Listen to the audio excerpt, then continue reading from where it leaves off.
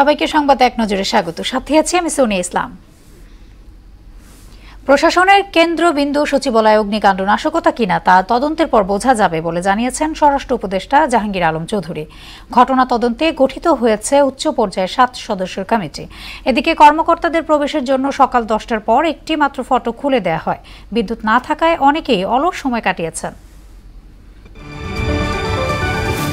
সচিবালয়ের আগুন নিয়ন্ত্রণে সময় লেগেছে 6 ঘন্টারও বেশি। শুরু প্রবেশপথ এবং রুমের দরজা জানালা বন্ধ থাকায় বেগ পেতে হয়েছে ফায়ার সার্ভিসকে।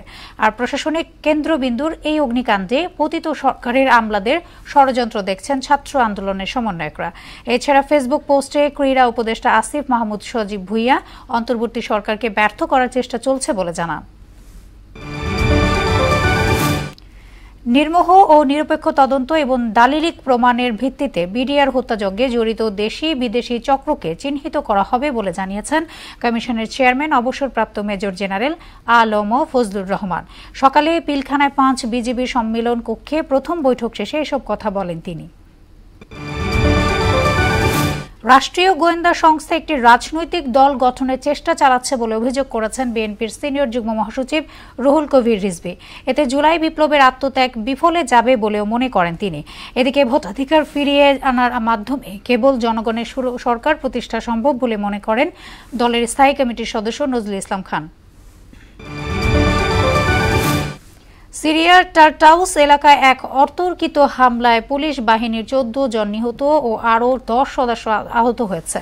সিরিয়া ও ইরাকে 21 কুর্দি যোদ্ধাকে হত্যার দাবি করেছে তুরস্ক।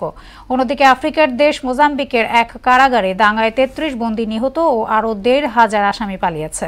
এদিকে গাজায় ইসরায়েলি হামলায় 5 সাংবাদিক সহ 23 ফিলিস্তিনি নিহত হয়েছেন। বিপিএল সামনে রেখে সবার আগে প্রস্তুতি শুরু করেছে ঢাকা ক্যাপিটালস ও চিটাগং কিংস। প্রধান কোচ খালেদ মাহমুদ সুজনের অধীনে মিরপুর শেরেবাংলা স্টেডিয়ামে সকাল 10টা থেকে ফ্র্যাঞ্চাইজিটি নিজেদের প্রথম অনুশীলন সারে। একই মাঠে দুপুরে অনুশীলন করেছে চিটাগং কিংস। আগামী 2 জানুয়ারি বিপিএল এর চলতি আসরের উদ্বোধনী ম্যাচে দুর্বার রাজশাহীর মুখোমুখি হবে ঢাকা ক্যাপিটালস। এই ছিল সংবাদ এক নজরে। সবশেষ খবর সবার আগে জানতে মোহনার সাথেই থাকুন। এতক্ষণ সঙ্গে থাকার জন্য ধন্যবাদ সবাইকে।